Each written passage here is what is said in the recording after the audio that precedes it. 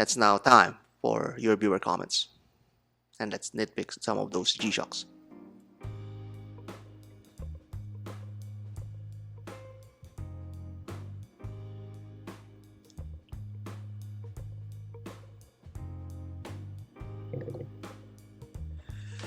Steve Nook says, that new 2023 MR-G Frogman is digital.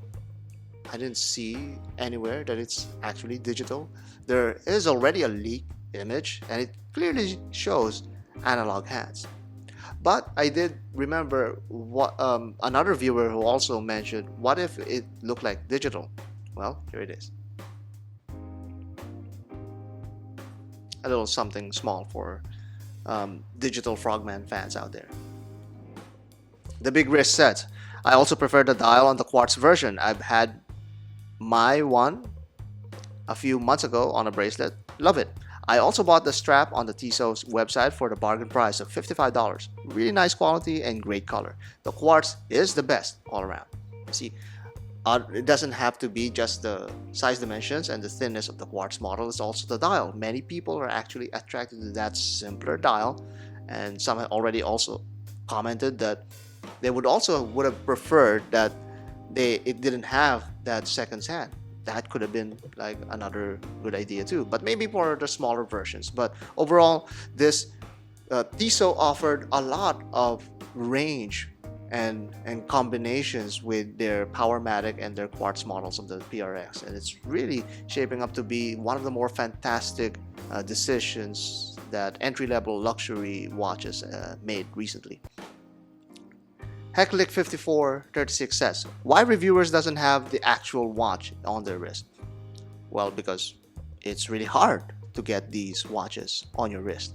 Not only are they not available in some areas like me here in Aruba, at the same time they're also expensive for you to actually buy into them just to review it.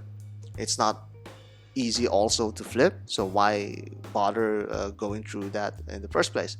Also, there's so many other channels out there that have been reviewing watches that they don't own and simply using footage from other YouTubers, and there's no shame in that. It's just that it's not as compelling as someone who actually has it on their wrist. But you cannot expect the same thing for everyone. It's really hard to do. However, here it is on my wrist. Let me take one of these. Oh yeah, there we go. So just imagine you have the Royal Oak ceramic on my wrist right there. Or what about that Tiffany Nautilus? Or maybe that RM11. You don't have to imagine anymore. You saw it on my wrist? It's good enough, right?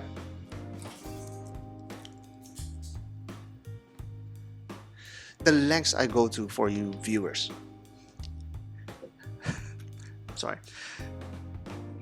Yusuf Tube 11022 says, it is not the first MR-G Frogman, but it will be a very special watch for G-Shock lovers. Many people complained about MR-G pricing, but it is the top luxury watch when it comes to G-Shock or even Casio. G-Shock equals Mercedes, MR-G equals Mercedes Maybach. Okay, very somewhat appropriate description. It is true, it is not the first Frogman, but I did not mention it is the first Frogman. I don't remember mentioning that in my video. The first Frogman looks like this. It doesn't look like an MR-G Frogman to me at all. But then again, this design is what, back in the 90s, so it really looks 90s by design. It doesn't look like anything near the MR-G that we know right now, and you know, it doesn't hurt for G-Shock to release a proper MR-G version. It's the same like the G-Shock Square as well. JW99 says, but I thought you said the TVA was the greatest G-Shock Square. Did I say that? Well, actually it still is to me, because it's the one that I own.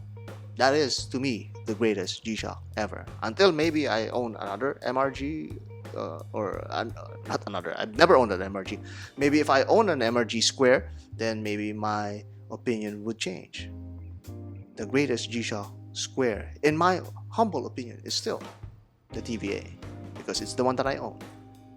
I must support my own, and my purchasing decisions. Otherwise, I may not be able to purchase another one again.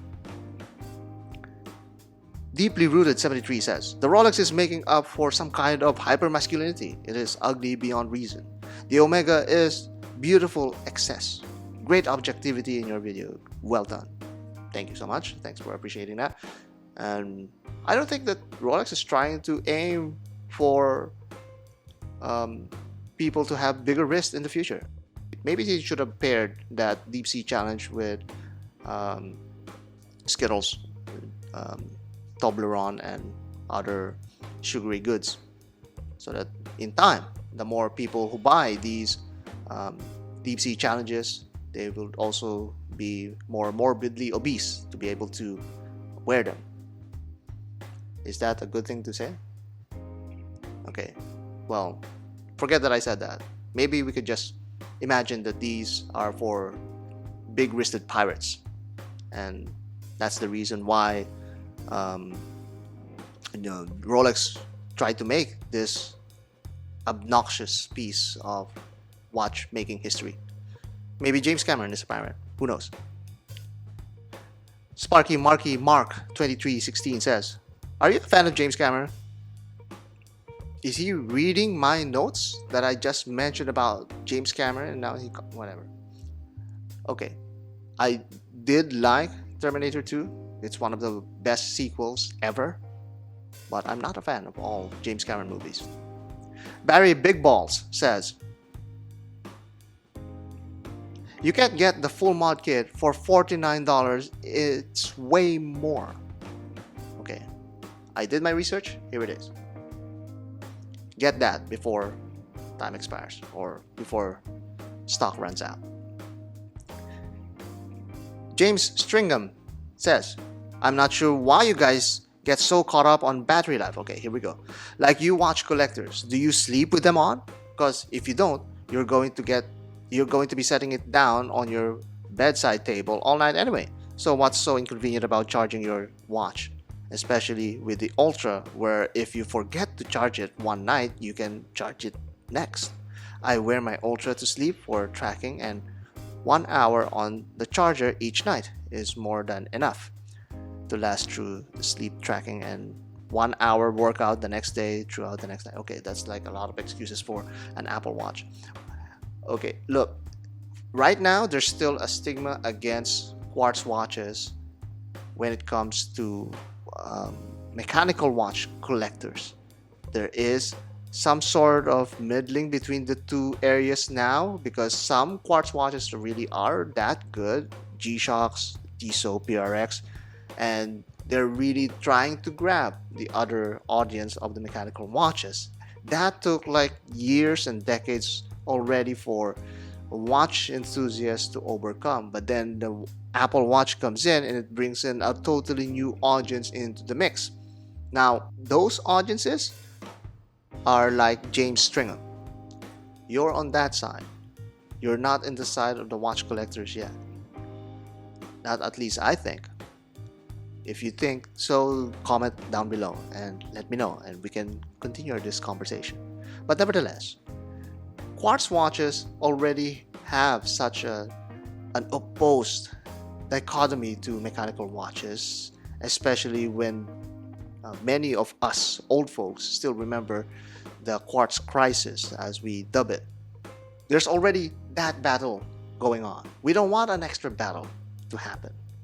It's like three pirates battling the same seas in a whirlpool of CG graphics, and then somebody just plunges in and tries to grab you and say, hey, you know what, I'm the new pirate in town.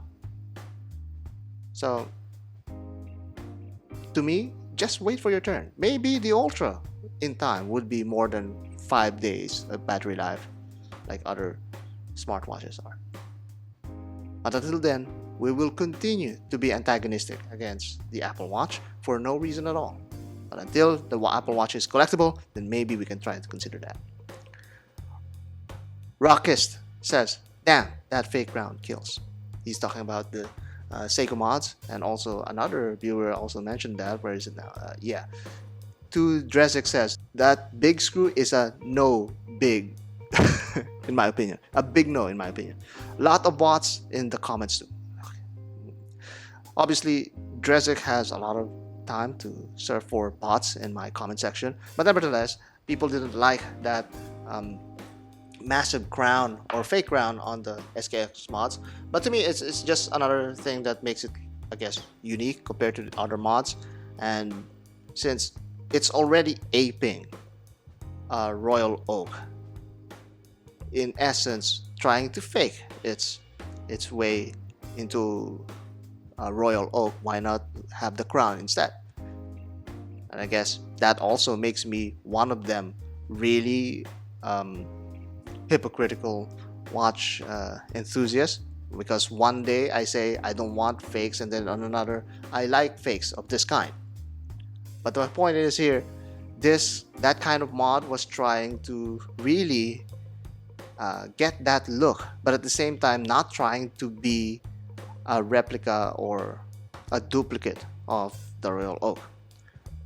I guess it's an acquired taste. I thought that when it was on my hand, it felt natural having that crown there, and not having that crown there kind of looks weird, because I know that it's not a Royal Oak, but at the same time I know also that it's a G-Shock with 4 buttons on each quadrant of the case. So to me, that kind of made it a little bit more stylistically or visually interesting in the right way, because we were expecting a crown there. But then again, everyone has its own taste, and that could not be yours. And if you didn't like that, there are other brands that have that kind of mod but without the crown, so you can choose that.